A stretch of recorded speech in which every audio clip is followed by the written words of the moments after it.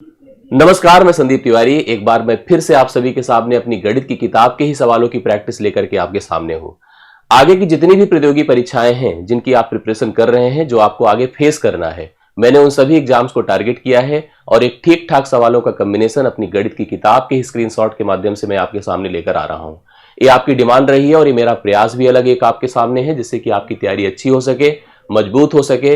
मैं सवालों के उस सीक्वेंस को, सवालों की इस रिलेवेंसी को जो आपकी परीक्षा से कनेक्ट करती है, मैं आपके लिए आपको आज प्रोवाइड करने फिर से चल रहा हूं।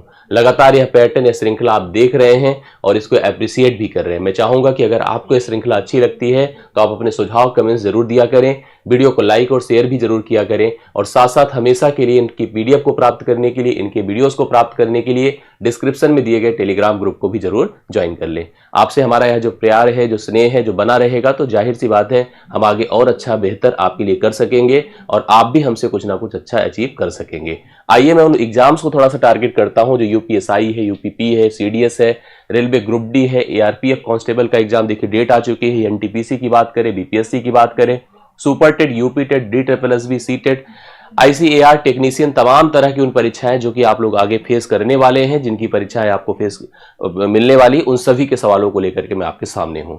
सबसे पहले सवाल से मैं आपके सेशन को आगे बढ़ा रहा हूं। गणित का इंपॉर्टेंस तो आप जानते ही हैं, और गणित की तैयारी अगर बेहतर तरीके से हो सके लेक्चर्स के माध्यम से और किताब के माध्यम से, तो उससे बेहतर कुछ ही नहीं हो सकता है। मेरी बुक का यह प्रीव्यू है जो देखने को आपको मिल सकता है। अगर आप अमेजॉन पर, फ्लिपकार्ट पर maths book by Sandeep Tiwari या मैथ्स बाय संदीप तिवारी लिखते हैं तो आपको जरूर देखने को मिलेगा, दोनों पर, फ्लिपकार्ट पर भी और अमेजॉन पर भी। और साथ साथ अगर आप आसपास जहां पर भी रहते हैं अपने रिटेल शॉप्स पर भी जाकर देखेंगे तो आपको यह किताब देखने को मिलेगी। आइए मैं सवालों पर चलता हूं। पहला सवाल देखिए कहां से लिया गया है। एनटीपीसी, एनटीपीसी की एग्जाम की डेट भी जल्दी ही डिक्लेयर्ड हो जाएगी, एकदम श्योर रहिएगा एनटीपीसी वाले। और आरपीएफ का हो ही चुका है, ग्रुप डी की वैकेंसी नोटिफिकेशन आ चुका है। तो ये सारी जो परीक्षाएं रेलवे की हैं, बहुत ही जरूरी है कि आप रेलवे की परीक्षा को टारगेट करते हुए इन प्रिपरेशन को अपनी तैयारी में शामिल करिए। पहला सवाल देखिए आपके सामने नल और टंकी का है। एक भरने वाला पाइप जो पानी भरता है किसी टंकी में, देखिए टंकी अगर इस प्रकार से होती है तो एक नल होता है जो टंकी में पानी भरता है, करेक्ट है।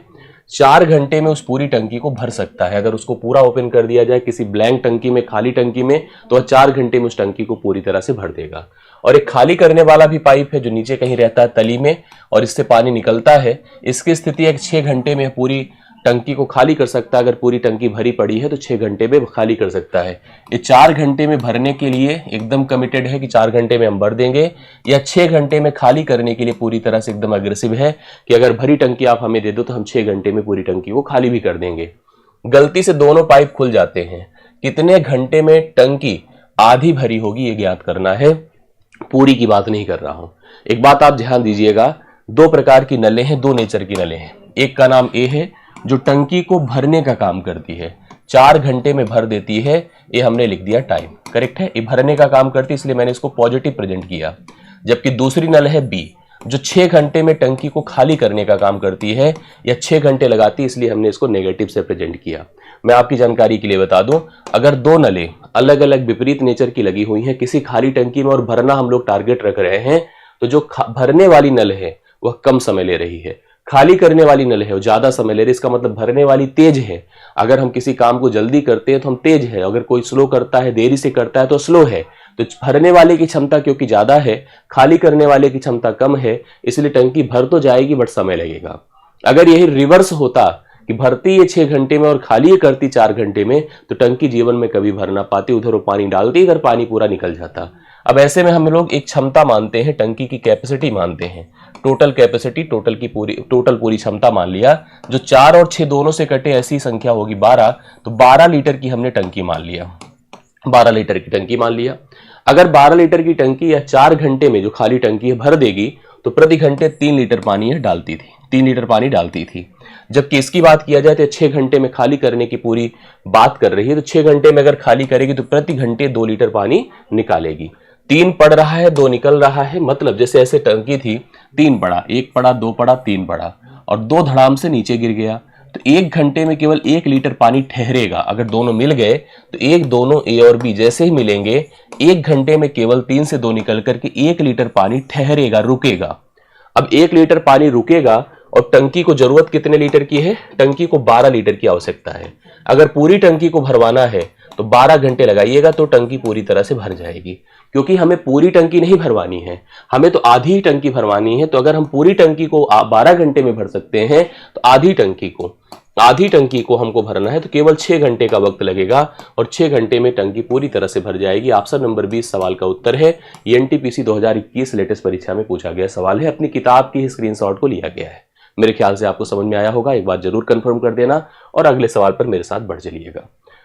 यूपीएसआई 2021 जो लेटेस्ट सबसे अंतिम एग्जाम हुआ है उसका सवाल है, और सवाल क्या है ध्यान सुनिएगा। एक व्यक्ति हॉस्टल से कॉलेज 20 किलोमीटर प्रति घंटे की चाल से साइकिल चलाता है, मतलब वो हॉस्टल है उसका यहाँ पर, और ये हॉस्टल से कॉलेज जाता है और चला के साइकिल कैसे जाता है 20 किलोमीटर प्रति घंटे की गति से चलाकर जाता है और 14.5 मिनट देरी से पहुंचता है। मतलब जब उसको पहुंचना चाहिए था इस गति से जाने की वजह से वह 14.5 मिनट देरी से पहुंच पाता है। थोड़ा सा तेज गया होता तो टाइम, जैसे हमने क्या रखा है, एक टारगेट बनाया, हमें इतनी जल्दी पहुंचना है या इतनी देर में पहुंचना है। ये दूरी ऐसी है कि हम इस गति से जाएंगे तो 14.5 मिनट हम देरी से पहुंच पाएंगे। हम मतलब निर्धारित समय पर नहीं पहुंच पा रहे हैं, ये 14.5 मिनट देरी से पहुंचे। करेक्ट है। जो हमारा एक टाइम था, टाइम जैसे ए था, ये टाइम था, इतने बजे पहुंचना है, आप इससे 14.5 मिनट देरी से पहुंच पाए हैं, आप इतनी देर बाद जाकर वहां पहुंच पाए। करेक्ट है। इतने समय, जैसे हमने 9 बजे कोई टारगेट बनाया कि हम 9 बजे पहुंचेंगे और हम इस गति से गए अपने घर से अपने कॉलेज या जैसे भी जहां जाना हो, तो हम इस गति से इतनी देरी पे पहुंच पाए। दूसरी तरफ अगर वही अपनी गति को 24 किलोमीटर प्रति घंटे कर दिया होता, गति बढ़ा दिया है कि नहीं, यस, तो उस समय वह 14.5 मिनट जल्दी पहुंच पाता। जल्दी पहुंचने का मतलब आपको मैं बता दूं, 14.5 मिनट जल्दी पहुंच पाता। जो ये आपका टाइम था इससे 14.5 मिनट पहले ही पहुंच जाता हो। समझ रहे ना, ये पहले ही पहुंच जाता। ये स्थिति थी, जैसे 9 बजे पहुंचना था, 14.5 मिनट पहले ही पहुंच जाता। अब हमसे पूछा गया है उसके हॉस्टल से कॉलेज के बीच की दूरी ज्ञात करो। एक 2-3 चीजें आप दिमाग में रखो। एक तो सबको पता है कि speed is equal to distance upon time. Correct है, ये सबको पता है कि चाल बराबर दूरी बटा समय, इसमें तो कोई डाउट नहीं, किसी को नहीं है। दूसरी बात मैं आपको बता दूं, अगर हम किसी एक ही डिस्टेंस को कवर कर रहे हैं, एक ही दूरी को तय कर रहे हैं, दूरी देखिए समान है, हम कभी इस गति से जा रहे हैं, कभी इस गति से जा रहे हैं, दूरी तो दोनों केसेस में समान है ना। हाँ, ऐसी स्थिति में अगर हमारी स्पीड S1 और S2 है, मतलब अगर हमने दो अलग अलग गतियों से यात्रा तय करी है, हमने स्पीड की बात करी, देखिए ऐसे लिख देता हूं ज्यादा समझ में आएगा।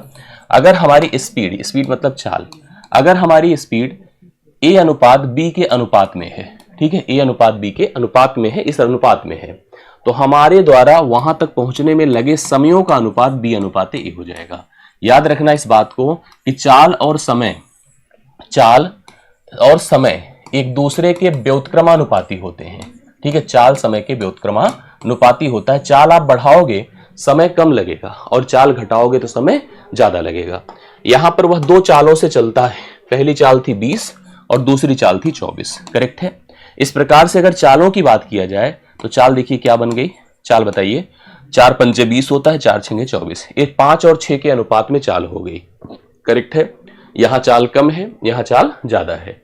अब हमने कहा कि अगर चाल का यह रेशियो है तो समय का रेशियो बता दो आप लोग, समय उल्टा कर दीजिए, 6 अनुपात 5 का हो जाएगा। मतलब स्थिति ए हो गई कि अगर हमारी चाल कम थी तो समय ज्यादा लगा और चाल बढ़ी तो समय कम लगा। अब इन दोनों समयों के बीच का अंतर देख के बताइए कितना है, 1 है। और इन दोनों समयों के बीच का अंतर यहां के समयों के अंतर को प्रेजेंट करेगा। और इन समयों का अंतर क्या है देखो, ये बताइए आप कैसे निकले। जैसे हम मान लो वह आइडियल समय है, हम यहां खड़े हैं, आप मेरे से कुछ पहले पहुंच जाते हैं, मेरे से कुछ दूरी पहुंच पाते हैं, तो आप दोनों के बीच का अंतर क्या है, आपको जोड़ा जाएगा। क्योंकि अगर आप एक ही तरफ होते, मेरे से आगे ही आगे होते तो घटाया जाता, मेरे से पीछे ही पीछे होते तब भी घटाया जाता। मेरे आप इस तरफ हैं, मेरे आप इस तरफ हैं, तो आपके अंतर को जोड़ा जाएगा। इन दोनों का अंतर जो हो जाएगा समयों का 29 हो जाएगा। कितना हो जाएगा बताइए, 29 मिनट हो जाएगा। तो एक बराबर भैया कितना हो गया, 29 मिनट हो गया। अगर एक 29 मिनट हो गया तो आप कहीं से भी, ये मिनट है ध्यान रखिए इस बात को, बाकी किलोमीटर में हमसे पूछा है, अभी इसको घंटे में हम कन्वर्ट कर लेंगे, 29 मिनट है। करेक्ट है। एक बराबर अगर 29 मिनट है तो हम कहीं से भी समय निकाल लें। अगर हम यहां से समय निकाल लें कि उसको कितना समय लगा था, तो 5 बराबर आप खुद ही बता दें, यहां से 29 गुणे 5 हो जाएगा। ये मिनट ही है, बट अगर आप इसी को, क्योंकि आप सबको पता है कि 1 घंटे बराबर 60 मिनट होता है, तो कभी अगर मिनट को घंटे में कन्वर्ट करना हो तो 29 गुणे 5 है बटा आप 60 कर दें, इतने घंटे हो गया। करेक्ट है ना, क्योंकि ये चालें तो घंटे में ही है। हमने इसका समय निकाला है, इसका समय सेकंड का। अब हमसे दूरी पूछ रहा है। सबको बता दूं कि दूरी बराबर क्या होता है, चाल गुणे समय होता है। सोचिए, सेकंड वाले का समय आ गया 29 गुणे 5 बटे 60, ये वाले का समय मैं बता रहा हूं, और इसकी चाल कितनी थी, देखो ये लिखा है 24। तो आपको क्या करना है, दूरी निकालना है। दूरी बराबर क्या होता है, चाल गुणे समय। चाल कितनी है, 24 है, और समय कितना है, 29 गुणे 5 बटे बताएं कितना, 60। 12 दूना 24, 12 पंचे 60, एक खत्म, 29 दूना 58।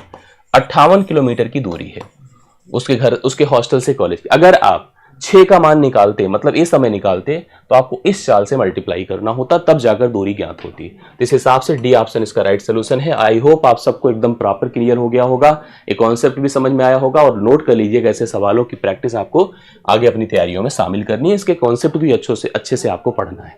आगे बढ़ता हूं। ये सवाल देखिएगा, आरपीएफ कांस्टेबल, अभी आगे पेपर है, हम सारे प्रीवियस ईयर आपको प्रोवाइड करेंगे आरपीएफ कांस्टेबल के, और आरपीएफ कांस्टेबल की आप प्रिपरेशन आप मेरे साथ शुरू करिएगा। इसको ध्यान सुनिएगा क्या कह रहा है, ध्यान से देखिए। सवाल में कहा, अर्जुन को धारा की दिशा में 40 किलोमीटर तैरने के लिए 5 घंटे लगते हैं। अगर वह धारा की दिशा में 40 किलोमीटर तैरता है तो उसे 5 घंटा लगता है, जबकि उसे धारा के विरोध में 24 किलोमीटर अगर तैरना है तो उसे 2 ही घंटा लगता है। उसकी स्थिर जल में चाल बता दे। 2-3 बातें समझ लीजिए।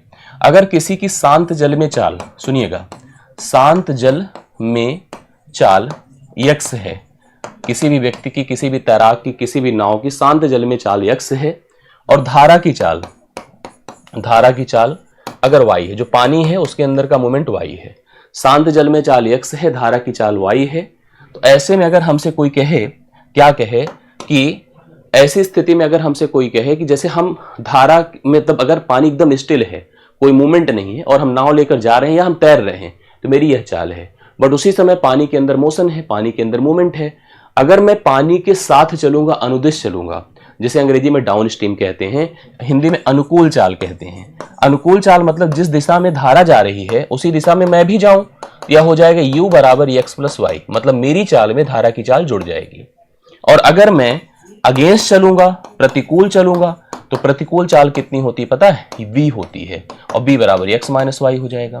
इन केस मैं आपको जानकारी के लिए बता दूं, अगर आपको अनुकूल चाल और प्रतिकूल चाल पता है, जैसे अनुकूल चाल और प्रतिकूल चाल पता है, तो शांत जल में नाव की चाल हो जाएगी u प्लस बी बाई 2, और धारा की चाल हो जाएगी u minus B by 2। Correct, आप चेक कर लीजिएगा, ये पूरा प्रोसेस होता है। कभी आपको बताया जाएगा कि अनुकूल चलने में अनुकूल मेरी यह गति है और प्रतिकूल मेरी यह गति है, तो दोनों को जोड़कर 2 से भाग कर दे, शांत जल में नाव की चाल आ जाएगी, तैराक की चाल आ जाएगी, स्विमर की चाल आ जाएगी, और अगर घटा के दोनों को 2 से भाग करते हैं तो धारा मतलब स्ट्रीम की चाल आएगी। अर्जुन धारा की दिशा में, जब वो धारा की दिशा में जाता है तो कितना किलोमीटर जाता है, 40, ठीक है, 40 किलोमीटर जाता है, और कितनी देर में जाता है, 5 घंटे में। यह दूरी है, हाँ, और यह क्या है बताएं, समय है। तो दूरी बटा अगर समय करेंगे तो वहां पर क्या होगा पता है, दूरी बटा अगर समय करेंगे तो यह अनुकूल चाल ही तो आएगा। यह अनुकूल चाल आया, 5 अठे 40, 8 किलोमीटर प्रति घंटा, ये उसकी अनुकूल चाल है। करेक्ट है, यह अनुकूल चाल है, समझते चलिएगा। 8 किलोमीटर प्रति घंटा उसकी अनुकूल चाल है। जबकि जब धारा के विरोध में, देखिए धारा के विरुद्ध में, अगर वह धारा के विरुद्ध चलता है, उल्टा चलता है, और वह कितने किलोमीटर की दूरी तय करता है, 24 किलोमीटर की दूरी करता है, कितने घंटे में, 2 घंटे में। और उसकी स्थिर, जैसे यहां पर चाल कितनी हो गई, यहां पर अगर देखा जाए तो 12 किलोमीटर प्रति घंटा हो गई। समझ रहे हैं, मतलब अगर देखा गया, अर्जुन धारा की दिशा में 40 किलोमीटर तैरने के लिए 5 घंटा लगाता है, जबकि धारा के विरुद्ध दिशा में 24 किलोमीटर तैरने के लिए वह केवल 2 घंटा लगाता है। उसकी स्थिर जल में गति बताएं, उसकी स्थिर गति। देखिए ये थोड़ा सा, जैसे मैं आपको बताऊं, क्वेश्चन कंफ्यूजिंग है। कंफ्यूजिंग इस बात को लेकर के है, सवाल को देखेंगे तो आपको खुद ही कंफर्म होगा।